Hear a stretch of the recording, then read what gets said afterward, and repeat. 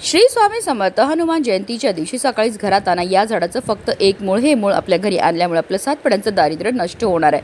तर सकाळीच आपल्याला ज्या झाडाचं मूळ घेऊन यायचं ते म्हणजे पांढऱ्या रुईचं एक मूळ आपल्या घरी घेऊन यायचं. त्या मुळाला स्वच्छ धुवून पुसून घ्यायचं. हा संपूर्ण उपाय आपण देवघरासमोर बसून करणार आहे. त्यासोबत अजून एक आपल्याला वस्तू लागणार, तो म्हणजे रंगारी हिरडा.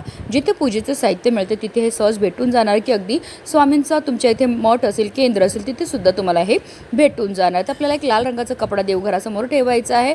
त्यावर आपल्याला हे रुईच्या पानाचं मूळ तसेच रंगारी हिरडा ठेवायचा आहे.